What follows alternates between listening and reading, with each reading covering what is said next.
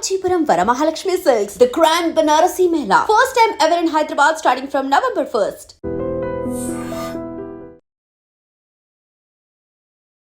నమస్కారం, welcome to I dream. ధర్మ మార్గం విత్ విజిత కార్యక్రమానికి స్వాగతం.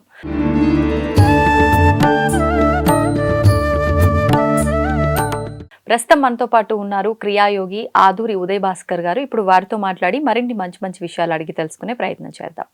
నమస్కారం అండి. నమస్కారం అండి. ఎలా ఉన్నారు? బాగున్నాను, మీరు ఎలా ఉన్నారు? సాధారణంగా మనందరం కూడా ఎన్నెన్నో రకాల పూజలు, హోమాలు, రకరకాలుగా ఈ విధి విధానాలని ఆచరిస్తూ ఉంటాం. అంటే ఏం చేసినప్పటికీ కొంతమంది కామ్యాల కోసం చేస్తే, కొంతమంది భగవత్ సాక్షాత్కారం కోసం చేస్తూ ఉంటారు. కానీ ఎన్ని చేసినా మాకు భగవంతుడి సాక్షాత్కారం అనేది జరగట్లేదు అని అంటూ ఉంటారు. నిజంగా భగవంతుడి సాక్షాత్కారం జరుగుతుందా? ఒకవేళ జరిగేటట్టుగా ఉంటే ఎటువంటి విధానాన్ని ఆచరిస్తే, సులభమైన విధానాన్ని ఏ విధానాన్ని ఆచరిస్తే జరుగుతుందో తెలియజేయండి. తప్పకుండా అండి. పరమ గురువుల యొక్క అనుగ్రహంతో ఓం నిర్నామ నిఖిలేశ్వర నిరంజనానందఘన త్రిపురా పరమేశ్వర గగన సింధు భైరవ మహావతార్ బాబాజీ శ్రీ చరణౌ నమ. విశ్వం గురుభ్యో నమ. సచ్చితానంద గురుభ్యో నమ. వందే గురుపద ద్వంద్వం అవాన్మానసగోచరం రక్తశుక్ల ప్రభామిశ్రం అతర్క్యం త్రైపురం బ్రహ్మాస్తకుండికాహస్తాం శుద్ధ జ్యోతి స్వరూపిణీం గాయత్రీం వేదమాతరం. పరమగురులు మహావతార్ బాబాజీ శ్రీమాన్ ఎకిరాల కృష్ణమాచారి గారు, వరల్డ్ టీచర్ ఆర్గనైజేషన్, అటువంటి మహానుభావులు తపస్సు చేసి అత్యంత సులభంగా భగవంతు సాక్షాత్కారం సామాన్యులకు కూడా ఎలా కలుగుతుంది అన్నది వాళ్ళు అప్పటి ప్రవచనాల్లో 1975 ప్రాంతానికే ఆయన అందించారు. దాన్ని జర్మనీ దేశానికి 8 సార్లు ప్రయాణమై మరి వాళ్ళు ఆదరించారు. మన ఈ ఆధ్యాత్మిక మొత్తం వేద విజ్ఞానమే. వేదం మూలం, వేద విజ్ఞానమే. దాన్ని వేదమాత గాయత్రి.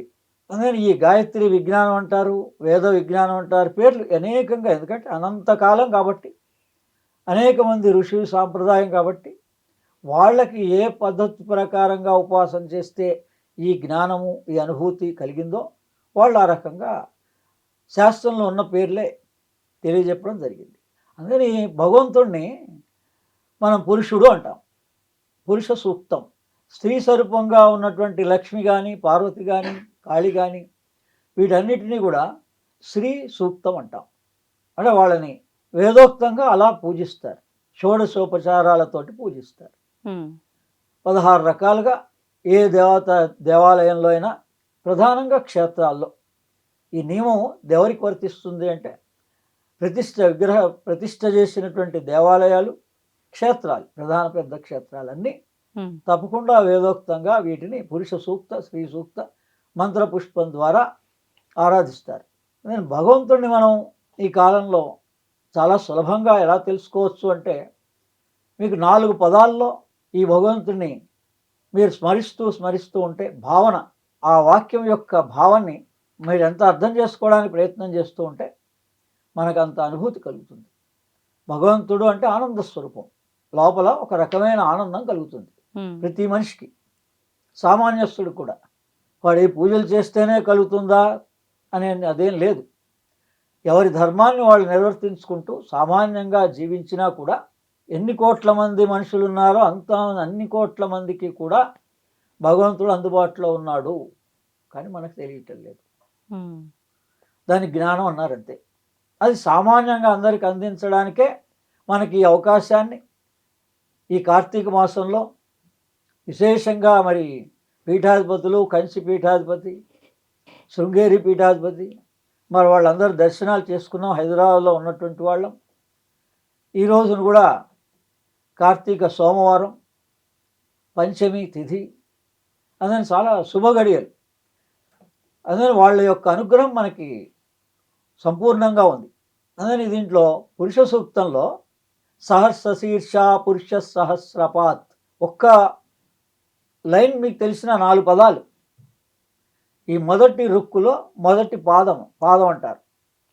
2 లైన్లు ఉంటాయి. మొదటి పాదం, రెండవ పాదం అంటారు. ఒక్క పాదం తెలిసినా చాలు. రెండోది మీకు తెలిసినా తెలియకపోయినా పర్వాలేదు. రెండో పాదం సభూమిం విశ్వతో వృత్వా అత్యతిష్ట దశాంగుళం. రెండో పాదం ఇది. మీకు ఒక్క పాదం తెలిసినా చాలు. సహస్ర శీర్ష పురుష సహస్రపాత్.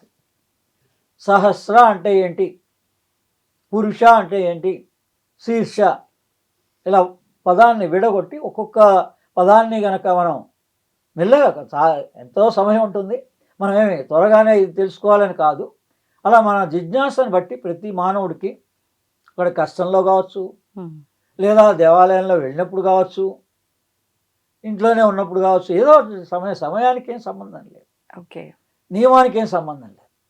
ఇప్పుడు ఇది మనం చేసేది ఈ నియమాలకి ఏం కట్టుబడి లేదు, అంటే నియమాలతో పని లేదు. ఇప్పుడు మనం స్టూడియోలో ఉన్నాం, మరి స్టూడియోలో ఇటువంటి వేద ప్రకారమైనటువంటి ఉపదేశాలని ఇవ్వచ్చా అంటే, మొన్ననే విధుశేఖర భారతీ స్వామి వారి ద్వారా అమ్మవారు పలికించింది. ఏమని, మగవాళ్ళందరికీ ఉపనయన సంస్కారం ఉంది కదా, మరి ఆడవాళ్ళందరికీ కూడా బాలమంత్రాన్ని ఉపదేశించవచ్చు అని చెప్పేసి. మరి అది అమ్మవారు నాకు దసరాల్లో దర్శనమిచ్చి నా ద్వారా బాలమంత్రాన్ని, అంటే మనం ఇచ్చే అర్హత ఎప్పుడు వస్తుందంటే, మనం దాన్ని కొన్ని లక్షల జపం చేసి ఉండాలి, ఇచ్చేవాడికి అర్హత ఉండాలి. కొన్ని వేల మందికి నేను ఉపదేశం చేశాను కాబట్టి నా శిష్యులు దేశ విదేశాల్లో మరి ఈ 4 మీడియాస్ ద్వారా కూడా ఎంతోమంది విన్నారు. మరి వాళ్ళందరికీ ఉపయోగకరంగా మరొకసారి చాలా సులభంగా భగవత్ సాక్షాత్కారాన్ని ఎలా చేసుకోవచ్చు ప్రామాణికంగా. అందుకని ఈ సహస్ర, మీరు ఏ దేవాలయానికి వెళ్ళినా అష్టోత్తరం పూజ చేస్తున్నారు, సహస్రంతో పూజ చేస్తున్నారు. అందరికి తెలుసు కదా, టికెట్ కొనుక్కుంటున్నాం, మనం దాన్ని కావలసిన ద్రవ్యాలను తీసుకెళ్తున్నాం, చేస్తున్నాం. కానీ అదే లలితా సహస్ర రహస్య నామావళి ఉంది, అందుకని అక్కడ రహస్యాన్ని పెట్టిన అమ్మవారు, ఊరికే కాదు అది. అందుకని ఇది రహస్యమే, మనందరి అదృష్టం, మీ అదృష్టం. ఇక్కడ ఉన్న వాళ్ళకి అందరికి కూడా సాక్షాత్గా ఉపదేశ విద్య ఇది. దీని శాస్త్రంలో ఏమన్నారు, ఉపదేశ విద్య అన్నారు, బాగా గమనించండి. అందుకని నియమమా, మరి ఇక్కడే ఇవ్వచ్చా స్టూడియోలోనా, విద్య. మీరు యూనివర్సిటీలో వెళ్ళారు, యూనివర్సిటీలో ఏ డ్రెస్ తోటి ఉండి విద్య నేర్చుకుంటున్నారు, శుచి శుభ్రం అందరూ పాటిస్తున్నాం, చాలా. కానీ ఏదైనా మంత్రం ఉపదేశం చేసేటప్పుడు గురువు శిష్యుల చెవులో చెప్పాలి అని అంటూ ఉంటారు కదండి. ఇప్పుడు రామానుజాచార్యులు ఉన్నారు, మరి అష్టాక్షరి మంత్రాన్ని ఆయన లోకానికి అందించారు.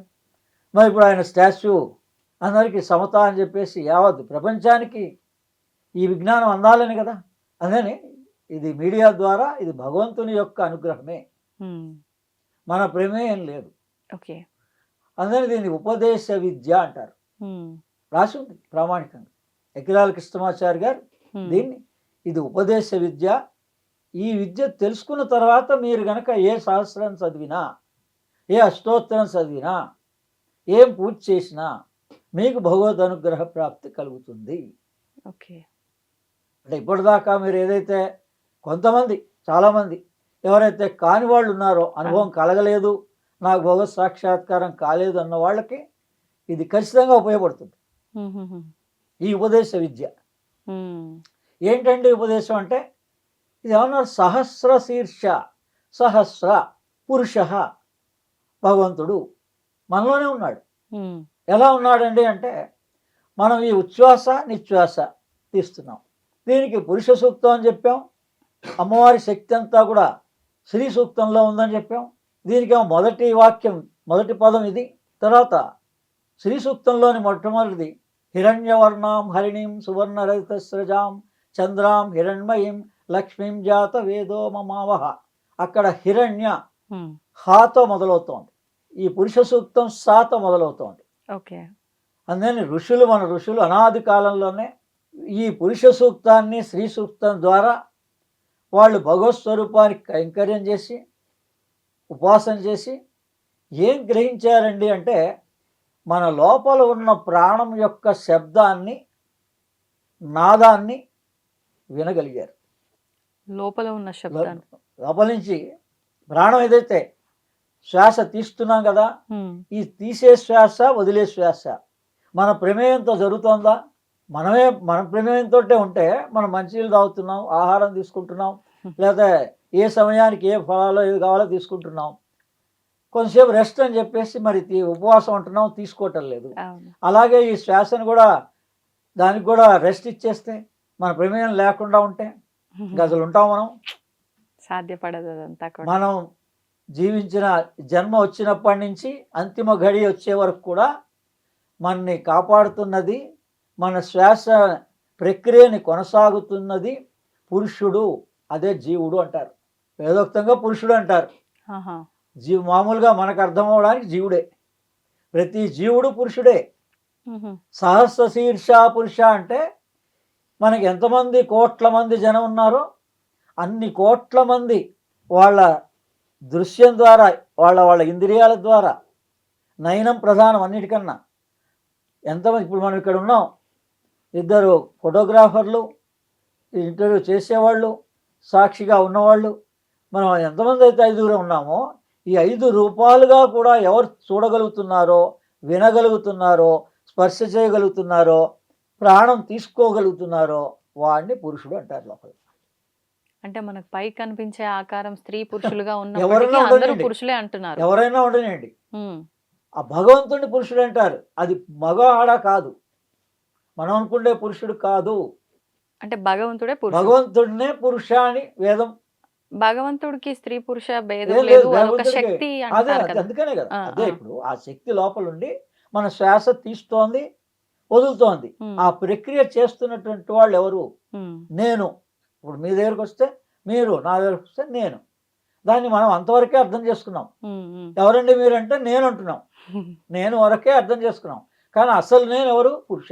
ఆయన జీవుడు అంటారు. ఓకే. మనకు కొంతవరకు తెలిసిన వాడికి జీవుడు అంటారు. మనమే అంటున్నాం కదా అన్ని సర్వజీవులని. జీవుల వరకు తెలుసుకోగలిగాం, ఉమ్. ఈ జీవుడే పురుషుడు. మరి ఇది ఎలా అండి పురుషుడని? ఉమ్.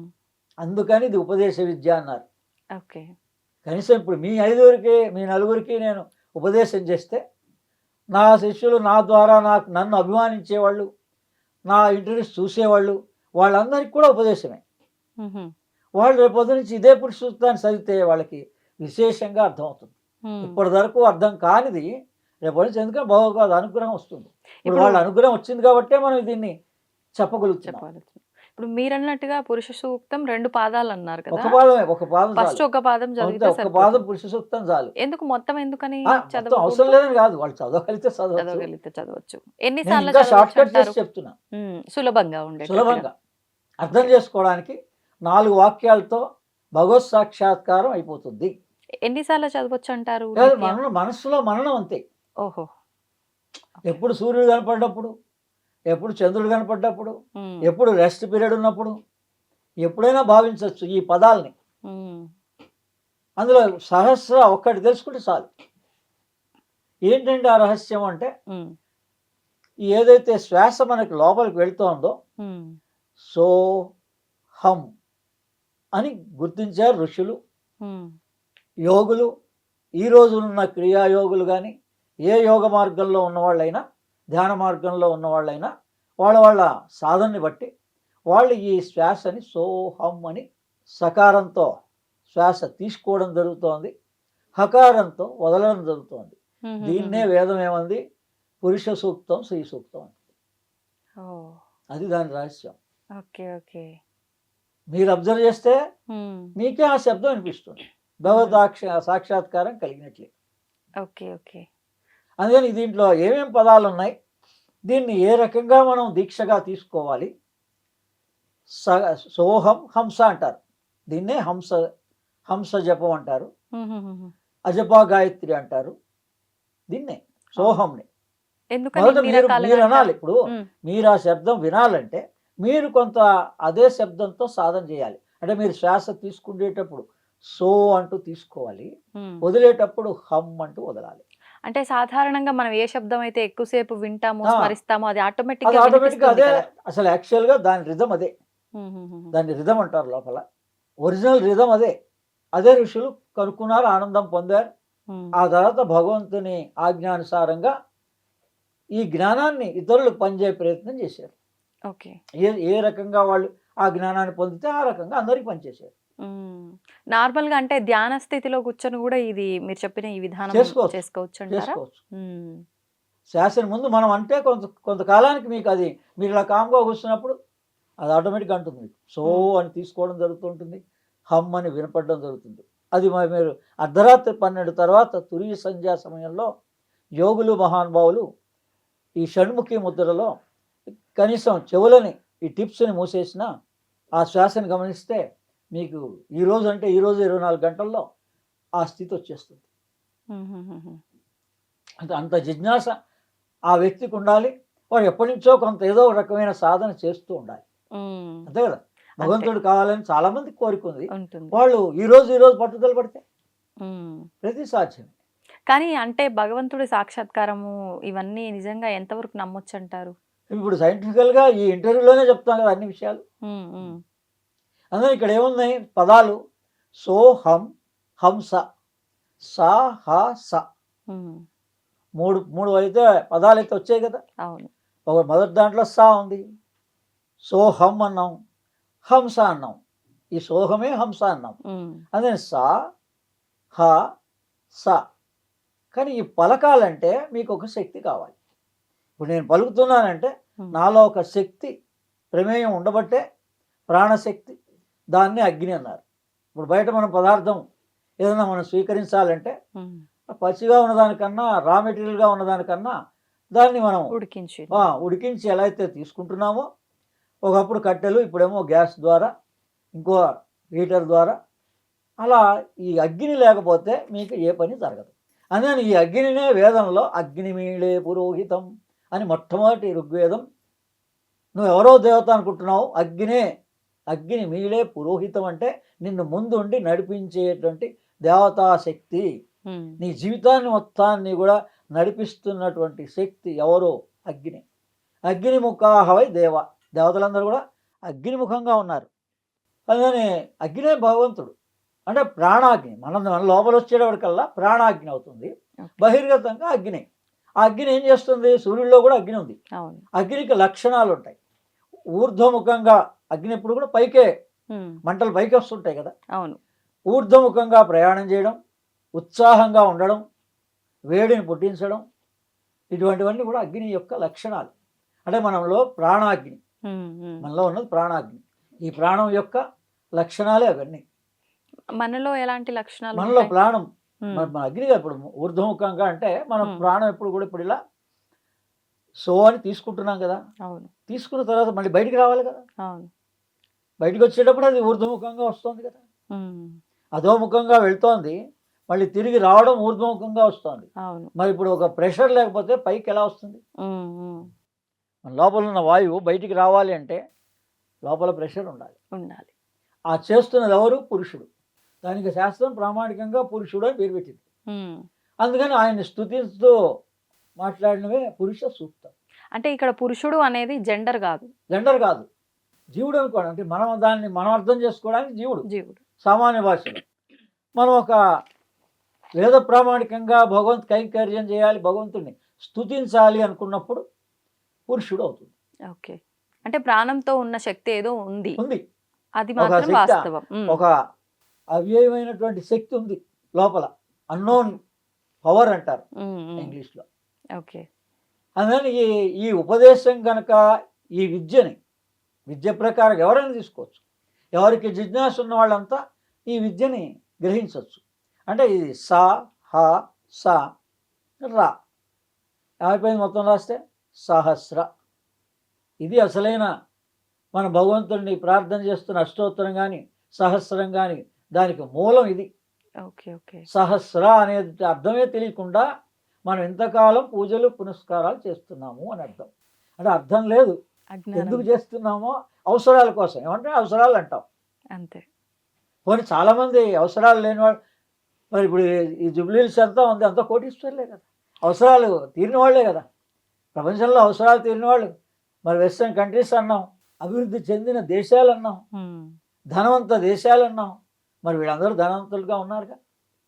మరి వీళ్ళందరికీ జిజ్ఞాస భగవంతుని తెలుసుకోవాలని ఉండాలి కదా. అందుకని ఇది మన మూలంలో సంస్కృతంలో ఈ అక్షరాల్లో అది సామాన్య అక్షరాలు. ఇప్పుడు మళ్ళీ సా, హ, స, రా సామాన్య అక్షరాలే. అవును. అందుకని నాలుగు పదాలు మీకు తెలిస్తే మీ మోక్షమే. అప్పుడు మీరు ఏ పేరుతోటి 1000 చదవక్కర్లే నామాలు. మనం సహస్రం అంటే ఏమనుకుంటున్నాం, 1000 నామాలు చదవాలనేమో అనుకుంటున్నాం. ఆ సహస్రం అర్థం తెలుసుకుంటే చాలు. ఇది సహస్ర. శీర్ష పురుష, పురుష అని చెప్పాం, పురుషుని అర్థం. శీర్ష అంటే శీర్షం, ఊర్ధ్వముఖం అధశాఖ అని భగవంతుడు భగవద్గీతలో చెప్పాడు. మీరు చూస్తున్న దానికి ఈ భగవత్ శక్తి ఎక్కడి నుంచి వస్తోంది, ఊర్ధ్వం నుంచి వస్తోంది, కింద అంతా శాఖలుగా ఉంది. మీరేమో డిఫరెన్స్ గా చూస్తున్నారు అందరినీ, కానీ అసలు మూలం పైన ఉంది. మన దేహంలోనే అనేకంగా అనేక విభాగాలుగా కోటాను కోట్లుగా 33 కోట్లుగా ఉన్నటువంటివి ఈ దేవతలు ఎక్కడున్నారండి? మన వెన్నుపు సానుకునే 33 కోట్ల దేవతలు ఉన్నారు మన దేహంలో. అంటే అణువులు 33 ట్రిలియన్స్ ఆఫ్ యాటమ్స్ అన్నారు సైంటిఫిక్ గా. అంతే కదా, మన దేహంలో ట్రిలియన్స్ ఆఫ్ యాటమ్స్ ఉన్నాయా లేవు? అలా ఏంటవి అంటే ఇది కార్తీక మాసం కాబట్టి మనం ఆ విషయాన్ని తెలుసుకోవడానికి చాలా సులభం, మనస్సు అంగీకరిస్తుంది. ఏకాదశ రుద్రులు, 12 ఆదిత్యులు, 8 వసువులు, 2 అశ్విని దేవతలు. ఈ దేవతలకే డాక్టర్లు వాళ్ళు. మనకి మామూలుగా ఎలా ఉందో వైద్యం, మనకు ఎలా ఉందో దేవతలకు కూడా వాళ్ళ పై అంతస్తులో 2 ఉన్నారు. వాళ్ళని 33, 32 అంటారు. ఈ కింది వాళ్ళంతా 31 వరకు. ఈ 8, 11, 12 ఇది తెలిస్తే మీరు భగవంతుడిని ప్రార్థించినట్లేగా, సర్వదేవతల్ని ప్రార్థించినట్లే కదా. 8 వసువులు, ఏకాదశ రుద్రులు, 12 ఆదిత్యులు, అశ్విని దేవతలు. ఆ అశ్విని దేవతలే మనకి పగలు రాత్రిని కలిగిస్తున్నారు. ఈ సృష్టి మొత్తానికి పగలు రాత్రి ఎలా జరుగుతోందో మీరు ఒక 24 గంటల్లో మీరు అబ్జర్వ్ చేయగలిగితే మీకు జ్ఞానం వస్తుంది. ఒక 360 రోజులు ఈ ఉపదేశ మార్గంలో ఈ రకంగా మన వృత్తి ఏదో 8 గంటల పాటు మన ధర్మాన్ని మనం నిర్వర్తించుకుంటూ కూడా ఇలా ఈ కార్తీక మాసం కానీ, మార్గశిర మాసం కానీ, పుష్యమాసం కానీ ఈ రాత్రి సమయం ఎందుకు ఎక్కువ ఉంది, రాత్రులుగానే ఎందుకు వస్తున్నాయి, వసంత నవరాత్రులు, దసరా నవరాత్రులు, గణపతి నవరాత్రులు ఎందుకు వస్తున్నాయి? భగవంతుడు ఏం చెప్తున్నాడు, నువ్వు పగలు శ్రమ పడక్కర్లేదా నా గురించి, నువ్వు రాత్రి నువ్వు తెలుసుకో. మరి సమయం ఎక్కువ ఉంది కదా, నీ మామూలు సమయాన్ని నువ్వు పడుకోవడానికి ఎంత ఇస్తావో అంత ఇచ్చాక నన్ను గ్రహించడానికి ప్రయత్నం చేయి చాలంతే. నీ ఏ శ్రమ పడక్కర్లే, నువ్వు ఎలా కూర్చున్నావు అలా రిలాక్స్గానే కూర్చో నీ వయసుని బట్టి. అందుకని మనకి 60 దాటిన తర్వాత అసలైతే అద్భుతమైన జీవితం. 120 సంవత్సరాలు ఆయుష్ ఇచ్చాడు భగవంతుడు. ఒక 60 సంవత్సరాలు మన కర్మని అనుభవించమన్నాడు, షష్ఠి పూర్తి అన్నాడు. 60 సంవత్సరాల తర్వాత నువ్వు హాయిగా రెస్ట్ తీసుకోవాల్సింది. నువ్వు లేని ప్రారంధాలన్నీ ఉన్నాయనుకొని నువ్వు భావిస్తున్నావు. తగ్గించుకో. అసలు మొత్తం మానేమని నేను ఎక్కడికో పోమని ఏం చెప్పలేదు. నువ్వు ఎక్కడున్నావు అక్కడ ఉన్నావు. నీ డ్యూటీ అయితే అయిపోయింది కదా. మనైతే ఆఫీస్లో అయితే ఉండలేదు కదా 60 తర్వాత. మరి 8 గంటల పాటు 12 గంటల పాటు ఏం చేస్తున్నట్టు తర్వాత 1 గంట 2 గంటలు భగవంతుడి గురించిలా ఎవరి గురించి? భగవంతుడు అంటే నీ శ్వాసనే. నీ శ్వాసను నువ్వు గమనిస్తూ ఏదో స్తోత్రాన్నో, అష్టోత్తరాన్నో, సహస్రాన్నో చదువుకోవడానికి ప్రయత్నం చేస్తే మొత్తం కూడా చదవక్కర్లేదు అన్నా కదా. సహస్ర ముట్టుగా లలితా సహస్రనామావళి, అమ్మవారి శ్రీమాత శ్రీ మహారాజు అంటే ఈ సహస్రం యొక్క అర్థాన్ని ఈ రోజు నేను తెలుసుకోగలిగాను అంటే అమ్మవారు సంతోషించదా? అందుకని భగవంతుణ్ణి ఆశ్రయించడం అన్నంత సులభం ప్రపంచంలో ఇంకోటి లేదు. మనమే రిచువలిస్టిక్గా ధనానికి ముడిపెట్టి, వస్తువులకి పదార్థాలకి ముడిపెట్టి భగవంతుని తెలుసుకునే ప్రయత్నం చేస్తున్నాం. అందుకని సహస్ర శీర్ష పురుష సహస్రపాత్, తర్వాత హిరణ్యవర్ణాం హరిణీం సువర్ణరజిత స్రజాం. హిరణ్యవర్ణం అనుకోండి చాలు. హిరణ్యవర్ణాం హరిణీం సువర్ణరజిత స్రజాం. 2వ పాదం అయితే చంద్రాం హిరణ్మయీం లక్ష్మీం జాతవేదో మమావహ. అలా ఒక్క రుక్కుని ఈ పురుష సూక్తంలో, ఒక్క రుక్కుని స్త్రీ సూక్తంలో ఎవరి ద్వారానైనా, ఇప్పుడు అన్ని యూట్యూబ్లోనే ఉన్నాయి. మీకు ఇది కావాలి అంటే మంచి వాయిస్ తోటి ఎవరితోటైనా వస్తుంది, వినొచ్చు, ఆనందించవచ్చు. అని రాత్రి పడుకోబోయేటప్పుడు వినండి. మీరు అడిగారు ఏంటి ఎంత చేయాలి దీన్ని, ఏం చేయగలరు? రాత్రి పడుకోబోయేటప్పుడు దీన్ని అప్పుడు మీరు 15 నిమిషాల్లో, హాఫ్ అన్ అవరో మీ సమయం ఎంత ఉందో అంత సమయాన్ని మీరు కొద్దిగా ఉచ్చరిస్తూ అది వింటూ అదే స్వరాన్ని, ఎందుకంటే ఇది వేద రుక్కులు కాబట్టి మీ ఇష్టం. భగవంతుడు ఏమన్నాడు, మొదట్లో నాకు ఇలా అర్థం కాలేదండి. పొడి పొడి అక్షరాలే చదువుతా అంటే కూడా ఆయన ఏమి అనుకోడు. సహస్ర శీర్ష పురుష సహస్ర పాత అని మీరు అలా చదువుకున్నా అంటే వచ్చేదాకా విడదీసి ఆ, చదివినా పర్లేదు. వచ్చేదాకా ఉమ్, ఉమ్. అలా వయసుతో సంబంధం ఉందా? ఇది ఎవరైనా చదువుకోవచ్చు ఎవరైనా అంటారా? అసలు ఇంకా పురుషుడు అన్నాం కదా, ఉమ్, జీవులు సర్వజీవులు, జీవుడే పురుషుడు మన లోపల. ఉమ్, మన ప్రాణాన్ని ప్రాణమయ కోశాన్ని నడిపిస్తున్నవాడు ఎవరు? 5 కోశాలు ఉన్నాయి, అందులో ప్రాణమయ కోశమే ప్రధానమైంది. దీన్ని ఈ విధంగా మనం భగవత్ సాక్షాత్కారాన్ని అంటే భగవత్ అనుభూతిని, మొట్టమొదటి ఏంటంటే సాక్షాత్కారం అంటే భగవంతుడు ఆనంద స్వరూపుడు, మనకు ఒక రకమైన ఆనందం వస్తుంది. కానీ మనం ఏంటంటే సంసార జీవితంలో ఏదో తాత్కాలికమైనటువంటి ఆనందాల కోసం, క్షణికమైన ఆనందాల కోసమే మన జీవితాన్ని వృధా చేసుకుంటున్నాం. ఇది శాశ్వతమైన ఆనందం. ఒకసారి అంటూ ఆ ఆనందాన్ని రుచి చూశారంటే మీకు ఎప్పటికీ ఉంటుంది. మన ప్రాణం ఉన్నంత కాలం ఆ ప్రాణమే భగవత్ స్వరూపం. ఓకే. ఈ విధంగా ఆచరించండి. ఈ ఉపదేశ విద్యని ఒకసారి మనకు అందించినటువంటి ఎకిరాల కృష్ణమాచారి గారికి, జగద్గురువులకి, ఆది శంకరాచార్యులకి, బాబాజీకి మనం ప్రణామం చేసుకుంటూ, మీరు ప్రతి వాళ్ళు నా ద్వారా ఈ ఉపదేశాన్ని స్వీకరించవచ్చు. అంటే ఇదేంటి, సహస్రం అంటే ఏంటో అర్థం చెప్పాం. అంటే మనం ఏ పూజ చేస్తున్నా అష్టోత్తరం, సహస్రం. అష్టోత్తరం అందరికీ తెలిసిందే కాబట్టి, అందుకని విశేషంగా చేసే పూజలన్నీ సహస్రంతో చేస్తారు కాబట్టి, పురుష సూక్తంతో చేస్తారు కాబట్టి ఇంకా విశేషంగా దాని అంతరార్థం ఇది, అర్థం ఇది. సంతోషం అండి, చాలా చక్కటి వివరణ ఇచ్చారు. ధన్యవాదాలు. దీన్ని తవ్వండి, తవ్వుతూనే శివలింగం. పరమాత్మకు జీవా సరే దాన్ని అట్లా కప్పేసేయండి, చూపించదండి. Krishna is there. మూర్తి పూజ కాదు, సాక్షాత్ బ్రజేంద్ర నందన భగవాన్ ఉన్నారు మూర్తిలో. ఏమీ ఆశించకుండా ఆరాధించే వాళ్ళు కూడా ఉన్నారా ప్రభుజీ? నిజమైన భక్తి అంటే మనకు తెలియదు కాబట్టి